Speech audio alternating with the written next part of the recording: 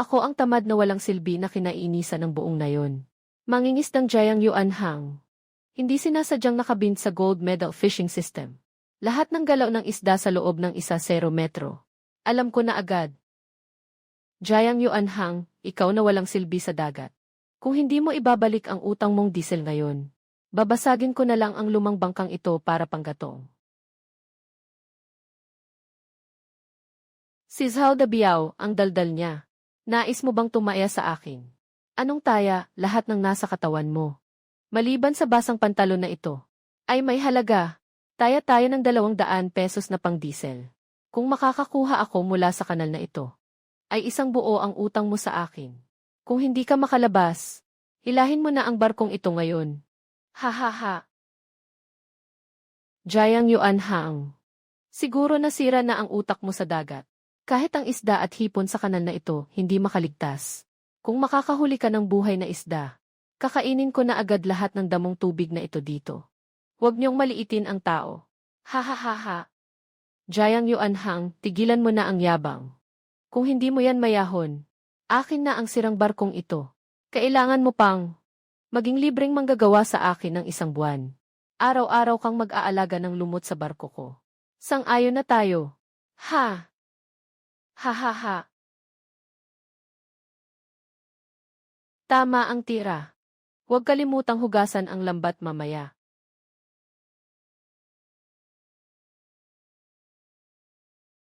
Ha!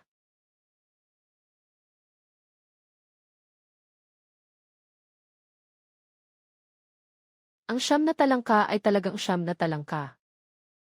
Ang laki nito. Buhay pa. Zen Shanghai Seafood House. Ang presyo ng pagbili ay hindi bababa sa 80 bawat kilo. Itong netong ito ay nagkakahalaga ng hindi bababa sa 400 yuan. Hindi ito possible. Paano magkakaroon ng buhay na hipon sa kanal na ito? Nagsisinungaling ka. Buksan mo ang mga mata mo, Zhao Dapiao. Ito ba ay buhay na bagay? Yung basket ng tubig damo, kakainin mo ba ngayon? O dadalhin mo na lang pauwi para sa lugaw? Swerte mo, bata. Huwag mong isipin na dahil nakakuha ka ng ilang sirang hipon, ay magyayabang ka na. Ngayong hapon, swerte ang bayan. Kailangan ng 50 kilo ng seafood para sa alak. Pinakamahusay na bato na grouper. Eksklusibong supply. Ako na ang bahala dito.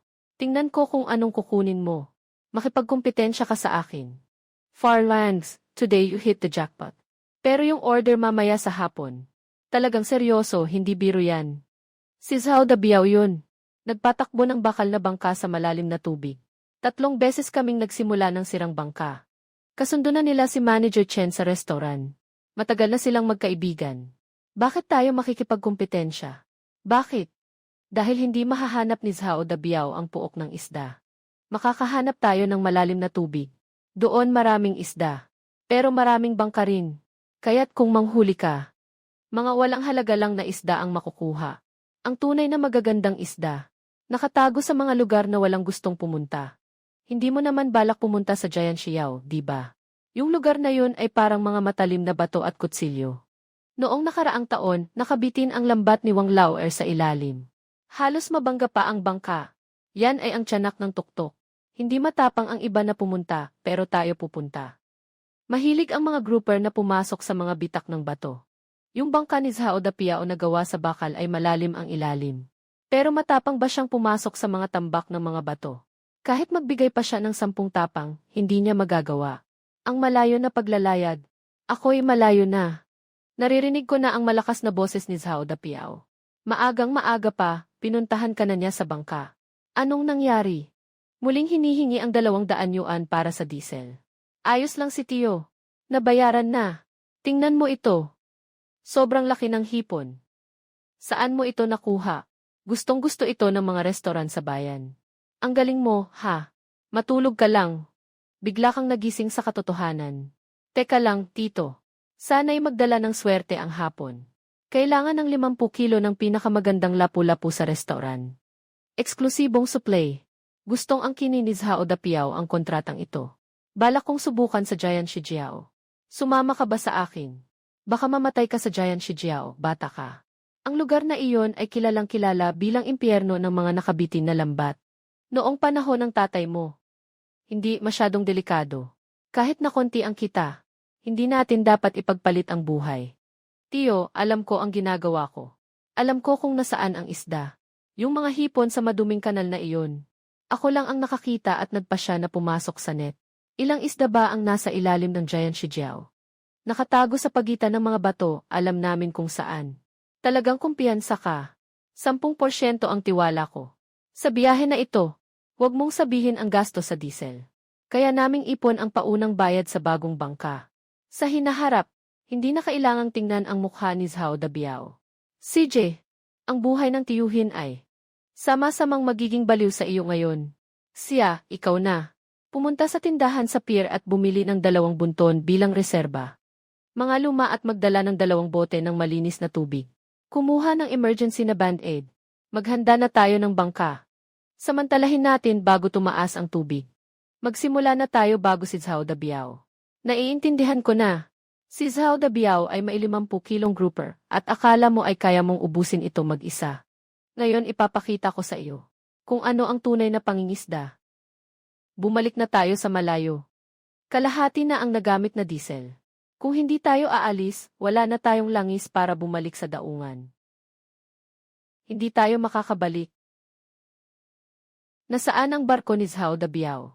Nasa malalim na tubig sila. Nagsimula na silang maghuli ng 3 lambat sa tabi. Tiningnan ko kanina gamit ang teleskopyo. Puno ng kargamento ang loob ng barko. Hindi kayang bumaba ng malalim ng luma nating lambat. Malayo ang biyahe. Tanggapin mo na. Hindi natin kayang ubusin ang order ng restaurant na ito. Ibigay mo sa akin ang timon, Tito. Ilang beses ka nang humawak ng timon. Puno ng mga nakatagong bato ang dagat na ito. Kapag nagtagpo tayo, pareho tayong. Tawagin mo si Wang Ba para sa akin. Jiang Yuanhang, anong ginagawa mo? Nandoon ang matutulis na bato. Iyan ang lugar ng mga lambat na puno ng panganib. Ang pagpunta roon ay tiyak na kamatayan. Nasa malalim na tubig si Zhao Dabiao. Kailangan lang nating pumunta sa mababaw na bahura at mga bitak ng bato. Yuanhang, nababaliw ka.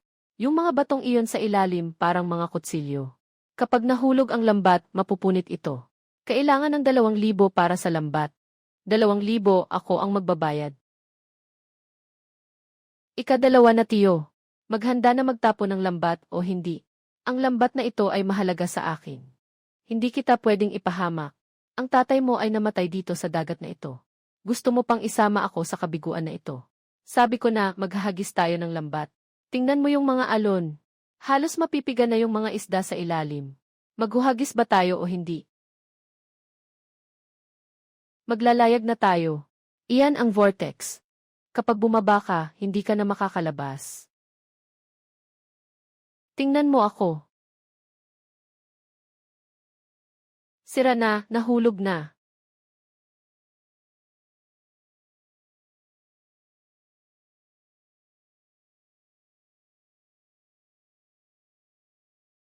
Tara na.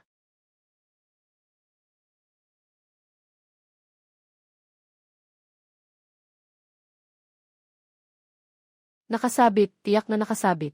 Malayo ang biyahe, mabilis, putulin ang lubid. Kung hindi, matatangay ang bangka.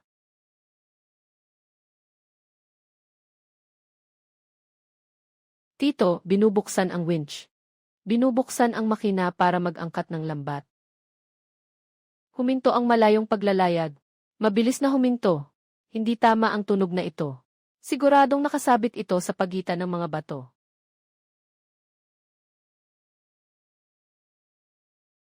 Walang nakasabit na bato. Kuya, kunin mo ang panghuli na pambakaw. Maghahanda na ng karga. Wala namang silbi yan kung sira na ang internet. Kaya pa ba nating ibalik ang pamasahe sa biyahe?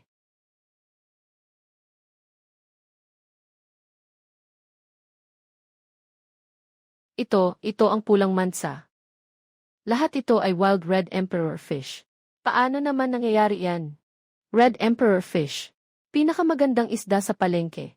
1 kilo pwedeng maibenta ng higit sa 200. Huwag kang magpapauto, dalhin mo na dito. Siksik, siksik, may 3 hanggang 4 na pulo. Bawat isa ay sobrang taba. Lahat ay buhay. Walang kahit isang balat na nabasag. Farhang, sabihin mo ang totoo kay second uncle.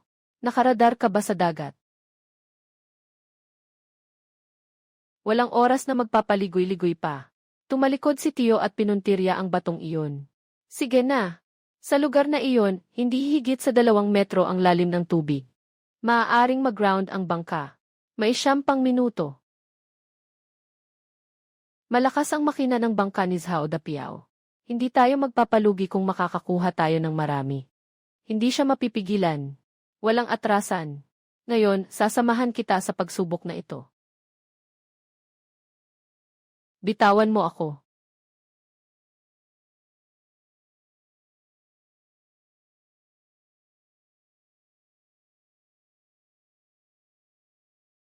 Talagang mahusay siya.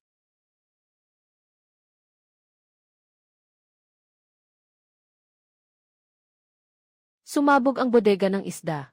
Malapit nang sumabog. Sa malayuan, mayroon tayong hindi bababa sa 200 kilo ng kargamento. Yaman na tayo. Parang may mali sa batang iyon, boss. Yung sirang bangka nila, mukhang malulunod na sa isda. Bola-bola lang yan. Puno ng mga batong gulo ang lugar na yan. Bakit siya makakahuli ng isda? Naghihintay si Manager Chen sa pier, boss. Malapit na ang oras. Gusto mong agawin ang aking trabaho. Ipadala ang barko. Tumigil kayo sa kanilang ruta pabalik sa harbor. Huwag nilang mauna sa atin. Sa pantalan.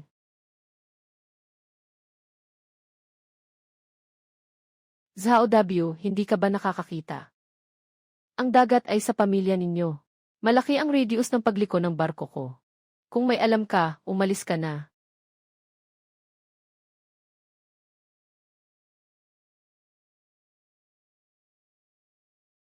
Huwag na kayong maglayag, pumasok na sa silid.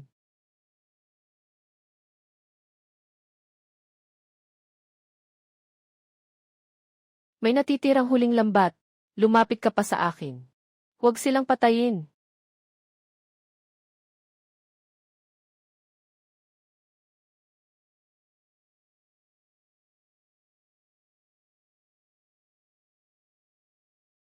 Lumayo ka sa malayo.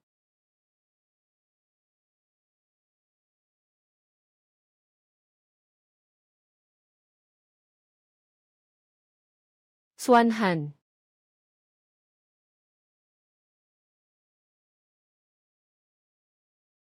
Ay naku, nabangga ang bangka.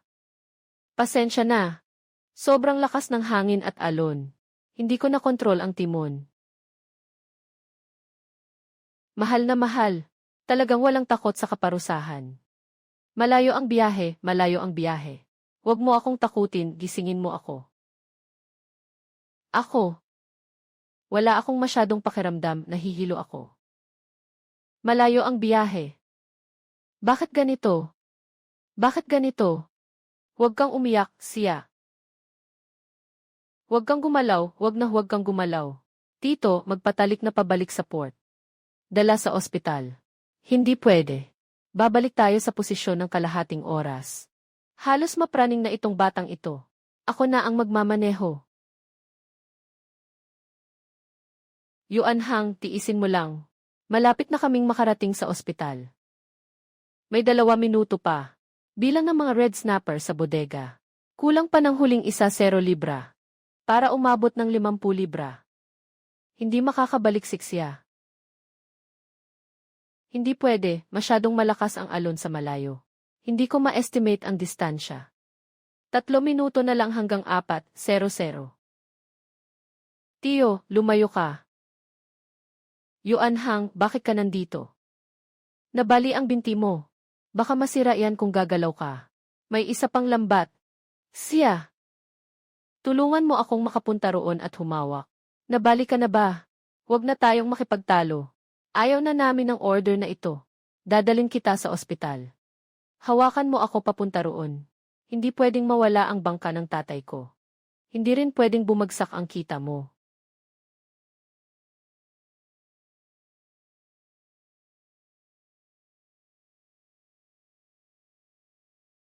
Iyan ay Dragonstone.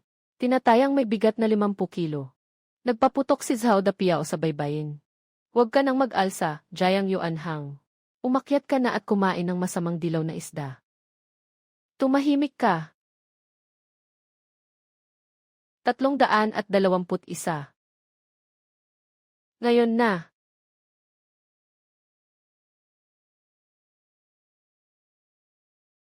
Nakuha na.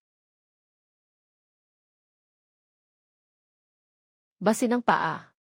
Tingnan mo ang palanggana. Tingnan mo ang palanggana.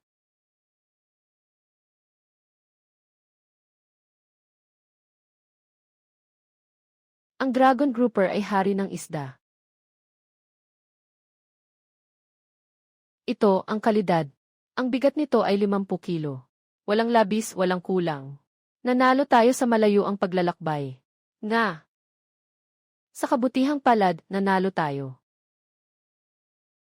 Ah, Voyage, anong nangyari sa'yo? Yuanhang, gising na, huwag kang matakot sa akin. Gising na. Anong niluto mo ngayong araw? Mula pa sa malayo, naamoy ko na ang amoy ng isda. Laso na itim na isda na sabaw. Pagkakasugat ng kalamnan at buto, 100 araw ang paggaling. Uminom ka ng marami para hindi ka maging pilay sa hinaharap. Anong masama sa pagiging pilay? Kahapon, pinagsaluhan din ng pilay si Zhao Dabiao. Masyado ka namang mapaghusga. Kung hindi dahil sa mabilis na pagkilos ng tiyuhin kahapon. Yung binti mo ay naipit na sa winch ng anchor. Para lang sa isang isda. Wala nang buhay. Hindi ito basta-bastang isda. Ito ay tinatawag na dragon grouper. Ibinenta ito kay Hao Yunlai. Kaya natin itong ibenta. 30,000. Kapag nakuha na ang perang ito, yung luma naming bangka, makakapaglagay ng malaking makinang diesel. Para makalabas sa dagat. Kahit usok mula sa atin, hindi na makakain. Huwag mo nang titigan ang luma mong bangka. May dumating mula sa bayan kahapon, sino? Kayan Hailengyin. Pinakamalaking kumpanya ng produktong dagat sa bayan. Narinig ko may 10 silang bakal na barkong pangkaragatan. Kagabi, si Ginoong yan ay nakita kang nagbaba ng lambat sa pantalan. Sabi niya, kaya mong magtrabaho sa madilim na bahagi ng port. Na hindi nakikita sa surveillance. Sa buong bayan, walang makakatulad sa iyo. May mata siya sa pagpili ng tao. Sa pangingisda, ako, nakapikit lang, hinahawakan ang temperatura ng tubig. Alam na nila kung nasaan sila. Gusto ka makausap ni Ginoong yan. Naghahanap ang kanilang kumpanya ng konsultant para sa pangangalakal sa dagat. Nagsisimula ang buwan ng sahod sa 20,000. Mayroon ding komisyon na 20,000. Ano ang mga kondisyon? Susubok sa pagsasanay sa punong tanggapan sa susunod na linggo. Kung makapasa ka, makakapirma ka na ng formal na kontrata. Hindi ka na magdurusa sa maliit na bangka. Tingnan mo ako, paano ako makakaalis? Sabi ni Ian, pwede namang mag-wheelchair. Ang importante ay ang utak. Hindi naman pagsusubok kung magbubuhat ka o maghugas ng pinggan. Tama ba? Kung sakaling maging konsultant ka sa malaking kumpanya sa bayan. Sa hinaharap, hindi na tayo. Kailangan pang mabuli. Ni Zhao Dapiao at ng mga kasama niya.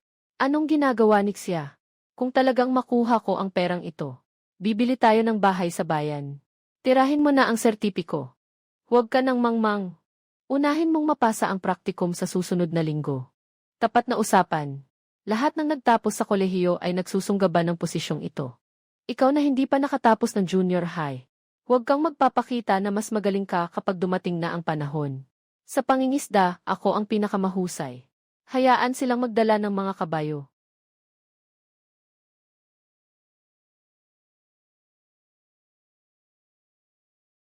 Si Jiang Yuanhang, tama ba? Napanood ko yung live streaming mo noong araw na iyon. Medyo interesante. Pero ang kumpanya namin ay para sa malalayong dagat. Hindi kami naglalaro ng mga hand-throw net na iyon. Tungkol sa pangingisda ni General yan. Pareho lang ang malaking bangka at maliit na bangka. Basta may dagat. Kaya kong hilahin ka. Hindi natin isinasaalang-alang. Si Xiao Zhang ay naglagay ng larawan. Ito ay mula noong nakaraang buwan. Ang sonar echo map ng East China Sea. At ang temperatura ng alon. Ginoong Jiang, pakianalisa ito. Sa temperatura na 16 na degrees, Sa lalim na 70 metro, ang frequency ng echo ay 2,000 Hz. Sa ganitong sitwasyon, saan magtitipon ang mga bottom-dwelling fish sa mga coordinate na ito? Ano to? Parang mga simbolo ng multo. Maaari bang amuyin ang alat ng dagat dito sa larawan? Makikita mo ba ang mga alon? Ito ay isang pandaigdigang sonar na sistema ng pagpuposisyon. Sa karagatang malayo, hindi mo makikita ang mga alon. Ito lang ang makikita mo. Tumingin ka, makakabusog ito. Sa tingin ko, ngayon ay araw ng hangin mula sa timog. Ang tubig ay umaalon. Siguradong pumasok ang isda sa mga batong-bato. Sa ilalim ng malamig na tubig na sapa. Tumingin ka dito, hindi ka magsisisi. Ginoo Jayang, ang tinutukoy mong coordinate ay lugar kung saan ang lalim ng dagat ay lampas sa 300 metro at walang isda. Ang iyong pakiramdam ay hindi na gaano kapaki-pakinabang. Sa harap ng makabagong teknolohiya, bibigyan ka ulit ni Jayang Yuanhang ng pagkakataon. Ito ang electronic nautical chart ng bagong ruta natin. Ilagay mo ng grupo ng mga yellow croaker. Daan na kailangang daanan tuwing taglagas pabalik sa dagat. Habang humihip ang hangin ng taglagas, kumikilos ang mga isda. Sundan ang agos ng dagat papuntang silangan. Nandito sa ilalim ay isang malaking pond. Dahil mabagal ang daloy ng tubig, siguradong nagpapahinga dito ang mga isda.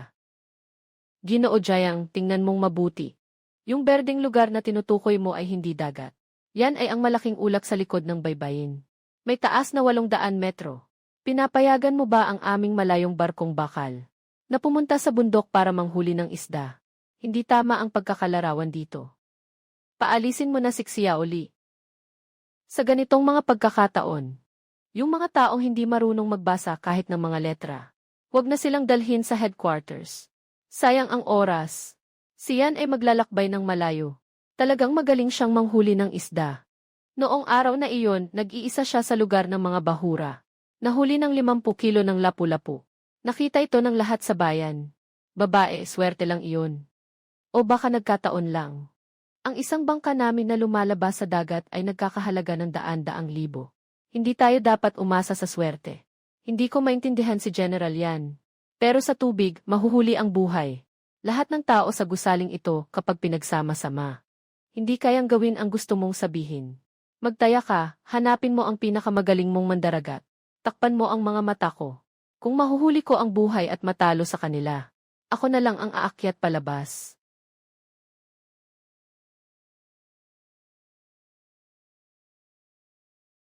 May 1-0 na pulang alimango sa pond na ito. Nakabuhol ng pulang lubid sa mga paa. Puno ng putik ang ilalim ng lawa. Walang visibility. Tinakpan ni Ginoong Jayang ang kanyang mga mata.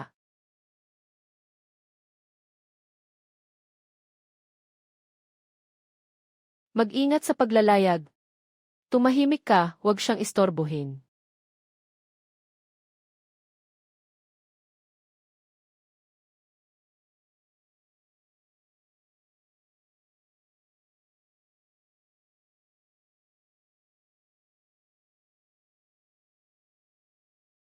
Simulan.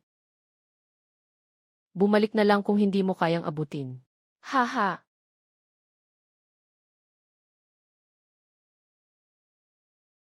Dalawang hakbang sa kaliwa. Harangin siya.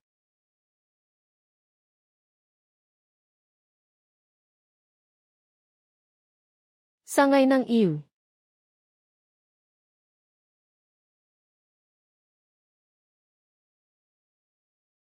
Enye. Sadyang nagkataon lang.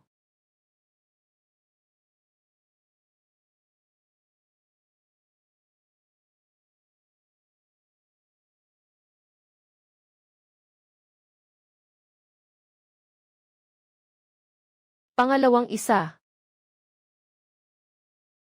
Itong batang ito ay nagkaroon ng pangalawang mata. Huwag siyang hayaang makalampas, patayin siya. Yeh!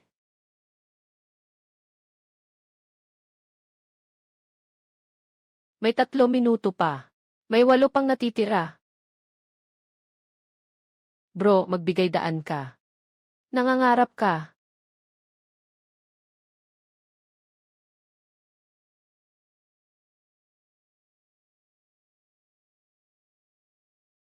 Ikatlo, ikaapat, ikalima. Ah! Putang ina, imposible ito.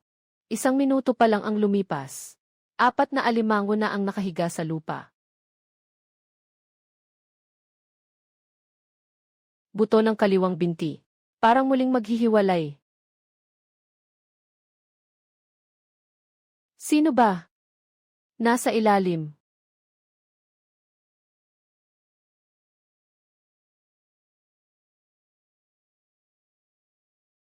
Naku, Diyos ko.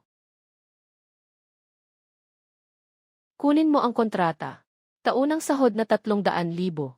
Base salary plus commission.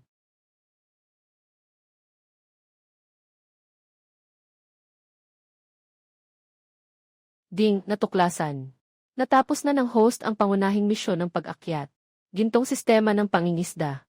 Ang functionality nito ay permanenteng na recycle. Sistema, ang cute mo talaga.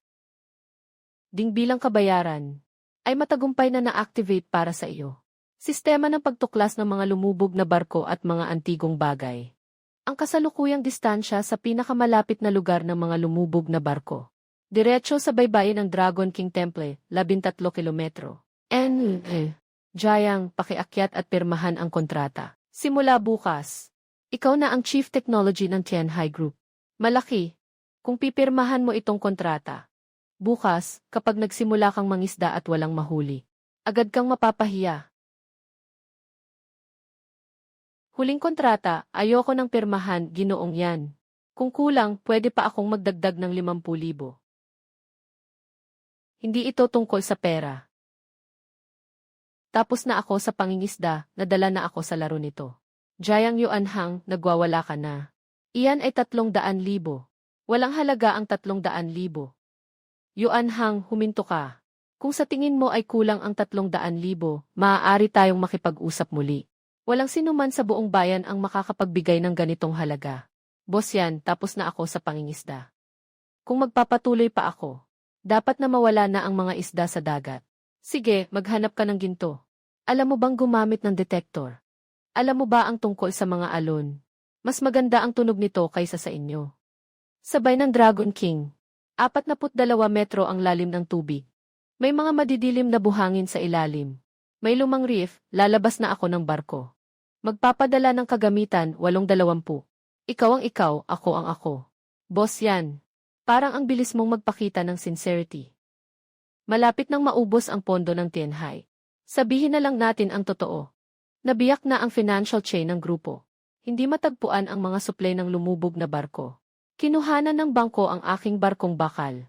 Lahat ng sakyan. Nabankrupt ka. Hindi ka ba ang pinakamalaking kumpanya ng isda sa bayan? Pang-alaala lang, utang na iniwan ng tatay ko noon. Mas mataas pa sa building na ito. Jayang Yuanhang. Hindi kita hinahanap para saktan ka. Talagang gusto kong makuha ang kahon na iyon. Ano ba talaga ang laman ng kahon? Ito ay isang tanso na kahon na iniwan ng aking lolo. Hindi ito smuggled na kalakal. Ito ay ari-arian ng aming ninuno. Noong panahon na iyon, hinanap ng tatay ko ang tatay mo para makuha ito. May hindi inaasahang nangyari.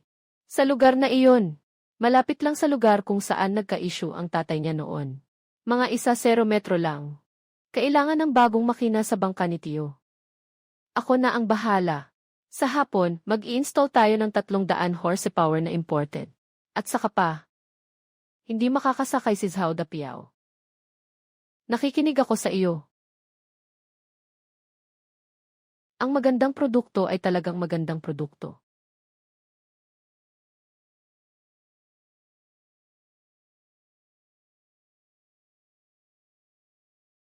Talagang makakahanap si Jayang Yuanhang ng soda.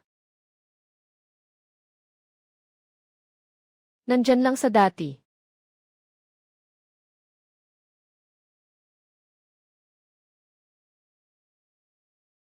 Bahay.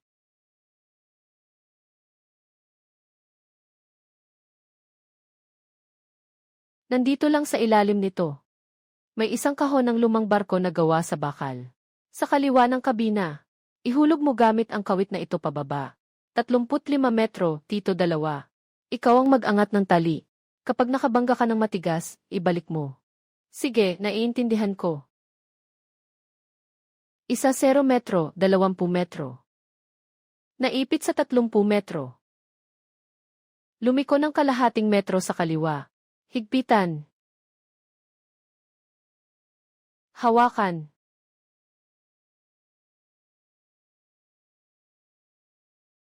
Ang bigat nito.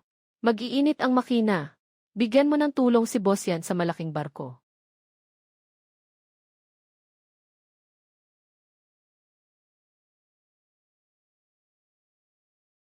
Lumabas na.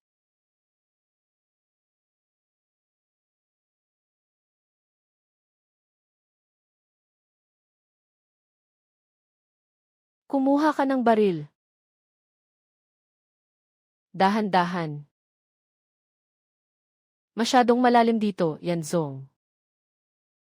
Mukhang bulok na ang kahon na ito. Huwag nang mag-aksaya ng salita, buksan mo na.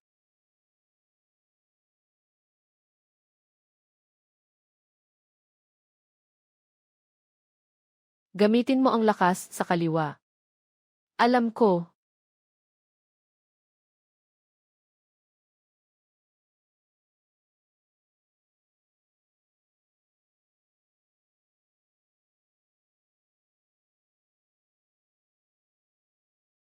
Nakahawak na.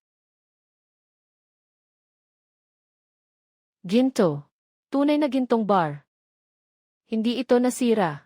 Ang ginto ay hindi nasira. Hindi ako niloko ng tatay ko. Ha. Ilagay ang papel na langis sa ilalim palabas.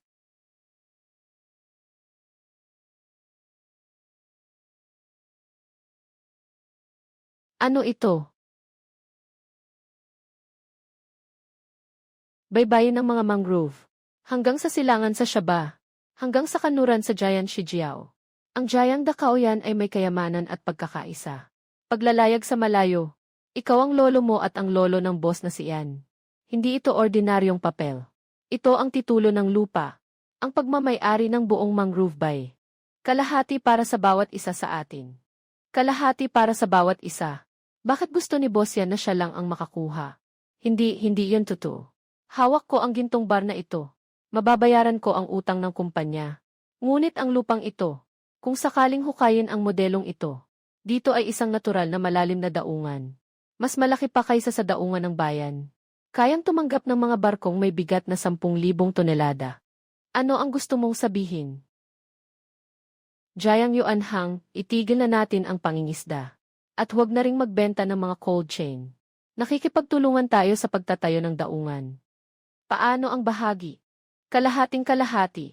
Ang lock na ito ay para sa mga taga-baryo namin. Dapat ay 3 bahagi sa 7. Ang aming baryo ay may 3 bahagi. Jiang Yuanhang, anong ibig mong sabihin? Nagbigay ang aming boss ng pondo at teknolohiya. Bakit naman? Sinasabi mong hayaan ang boss namin na kumuha ng 3 bahagi. Dahil hawak ko ang kontrata sa lupa na ito. Kung wala ang plano ng lolo ko, hindi ninyo alam kung saan papunta ang daloy ng buhangin. Kapag nag-umpisa, siguradong magkakaroon ng pagguho. Kung hindi kayo naniniwala, subukan ninyong maghukay. Kung 7 bahagi, 7 bahagi. Pero kailangan mong tiyakin na ang mga taga-baryo ay dapat makipagtulungan sa paglipat at konstruksyon.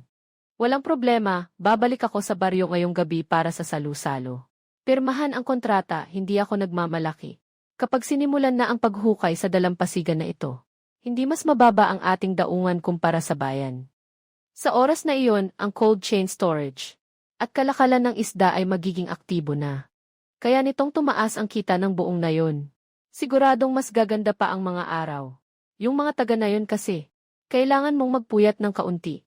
Dahil nakatayo ka sa mga baybayin ng nayon. Kapag may gulo, nakakainis din. Huwag kang mag-alala, Ginoong yan. Yung dating punong barangay dito, nakikita niya ako lumaki. Ang mga kababayan ay mga tapat na tao.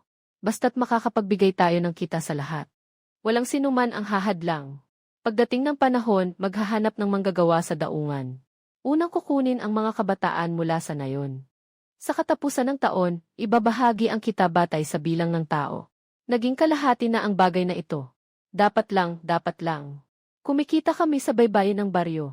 Dapat lang na magsama-sama kaming yumaman.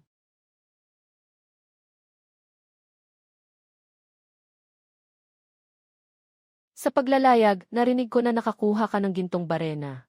At pati na rin ang lupaing ipinasa ng mga nakatatanda. Totoo ang lolo sekretaryo. Ito ang lupa na inukit ng lolo ko at ni Bayev Boss at ang lolo niya, na inilibing nila ng magkasama noon. At pati na rin ang lupa sa Red Mangrove Bay. Hatid ng dalawang pamilya ang hati. Balak ni Boss yan na mag-invest para buksan ang sandao. Gumawa ng malalim na pantalan. Kasama ang buong baryo natin na nagtutulungan. Pag nagkapantalan na, magbebenta na tayo ng isda. Hindi na kailangang kumita ng malaki. Yung batang si Yuanhang talaga ang nagdala ng karangalan sa baryo natin. Magandang balita ito, isang napakagandang balita. Noong panahon, gusto ng lolo mo na magtayo ng daungan. Sayang, hindi siya nakasabay sa tamang panahon. Ngayon, kayong mga susunod na henerasyon, kaya niyong ipagpatuloy ito. Makakapagpahinga na siya ng maayos sa ilalim ng lupa. Walang ibang makakagawa nito kundi ikaw. Dati, ako'y bulag sa katotohanan. Maraming salamat sa iyong pag-unawa. Huwag mo nang isama sa puso mo. Bakit? Hindi na ako tinatawag ni Zhao Dabiang na mabagsik sa dagat. Mali ako noon. Hindi ko dapat ginawa iyon sa iyo. Ngayon, talagang itinuturing na kita na kaibigan. Gusto kong tulungan ka. Kaya mo talaga. Kaya mo, kaya mo. Noon ay naging helper lang ako sa karinderya sa bayan. Noong nagdiriwang ang baryo, nagluto rin ako. Baka bukas gabi, matulungan kita. Ay, talaga. Ay naku, parang araw na lumabas sa kanluran. Ikaw, si Zhao Dapio, minsan ding nagsusumamo na tumulong. Tiyo, wag mo na akong pagtawanan. Noon ako ang nagkakalat. Sa hinaharap, sisikapin kong magaling. Kapag natapos ang pantalan, magbigay ka lang ng trabaho sa akin. Kakayanin ko ang lahat ng hirap. Sige na. Ikaw na ang bahala magluto ngayong gabi. Tutulungan kita. Kung maayos ang luto, ikaw na ang mamahala sa kainan ng mga empleyado sa daungan. Huwag kang mag-alala. Tiyak na. Gagawin kong maganda ang handaan. Tinitiyak kong masisiyahan ang lahat sa baryo. Babalik ako sa bahay para kumuha ng gamit. Tatawagin ko rin ang misis ko para tumulong maghugas ng gulay. Ang bilis talagang magbago ng tao. Tao nga naman umaangat sa buhay. Basta't kayang magtrabaho ng maayos. Ang mga nakaraan ay nakaraan na. Yuanhang, may kakayahan ka at may puso. Tara, pumunta tayo sa barangay para mag-ayos ng mga bagay-bagay. Ngayon gabi, magpapakasaya tayo ng todo. Talagang may kakayahan itong si Yuanhang. Nahukay niya ang ginto ng angkan natin. Si Yan Boss ay bumalik na sa tama. Sabi nila tutulungan tayo sa pagpapaayos ng daan. Ang handa ni Jiang Yuanhang ngayong gabi. Talagang gagawin mo mag-isa.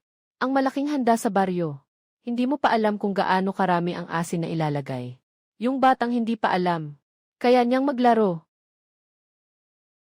Sa sobrang galing sa pagluluto, sistema ay na-activate na.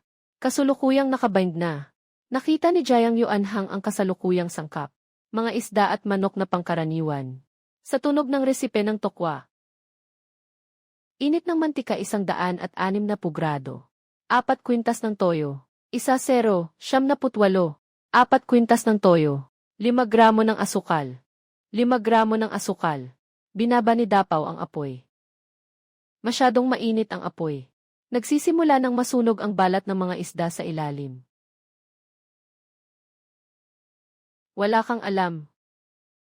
Malakas na apoy para maubos ang sabaw. Ito ang lumang patakaran. Ang mga patakaran ay patay. Ang tao ay buhay.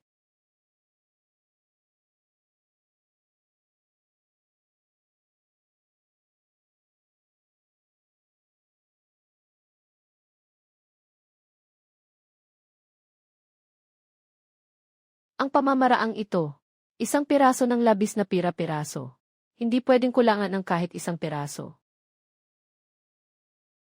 4/4 ng toyo. 3 gramo ng asin. Madam Xia, kunin mo ang suka.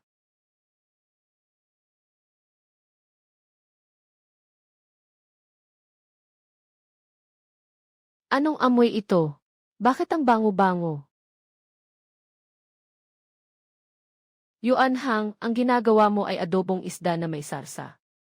Tama. Ilabas na ang kawali. Tingnan natin ang lahat.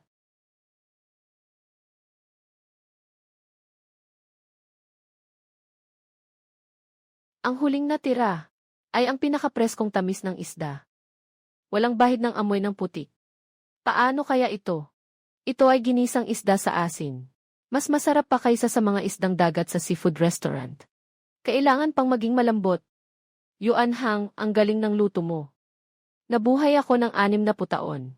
Hindi pa ako nakakain ng ganitong kasarap na isda. Hindi ito tungkol sa pampalasa. Ito ay tungkol sa tamang init na napakasensitibo. Jayang Yuan Hang, sabihin mo sa akin ng totoo. May nilagay ka bang iba sa pagkain? Panggagamot. Gusto ni Dabiao na matuto. Bukasan mo ako ng gulay bukas, ituturo ko sayo. Ako ang maghugas. Yuan Hang, ang galing mo sa pagluluto. Bumukas ka ng seafood restaurant. Sobrang magiging patok ang negosyo. Ang ikalawang misyon ay sa loob ng 1 linggo. Gumawa ng isang hapag na maihigit sa 100 putahe gamit ang lokal na sangkap. Para mapahanga ang mga mahilig sa pagkain mula sa lalawigan. Kapag nabigo ang misyon, mapaparusahan ang pagbawi sa super na panlasa. Tip sa misyon, sa malalim na bahagi ng templo ni Haring Dragon. May isang uri ng malapit ng maubos na gintong isda na tinatawag na yellowfish. Ito ang pangunahing ulam sa piging ng isda. Gintong isda. Sa lugar na iyon, mabilis ang daloy ng tubig. Hindi talaga pwedeng gamitin ang internet para makahuli. Bagamat naresolba na ang usapin ng pagkuha ng ginto. Ang proseso ng pag-apruba sa pag-develop ng pantalan. Naharang sa pagsusuri ng mga eksperto sa kabisera ng probinsya. Si Professor Kong na responsable sa pagsusuri, ay isang kilalang eksperto sa pagkain sa industriya. Mahilig siya sa mga lokal na putahe ng isda. May koneksyon siya sa kabisera ng probinsya. Nagtanong ako sa ibang tao. Darating si Ginoong Kong dito sa susunod na linggo. Mahirap siyang pakisamahan. Anong gusto ni Ginoong Kong nakainin? Golden thread fish. Ay, pero wala nang nakakita sa isdang iyon sa loob ng 10 taon. Ihanda ang plato sa susunod na linggo. Ang dagat na ito, hindi lang kami makakahuli ng isda at hipon. Kailangan din naming gawing pinakamasarap sa buong probinsya.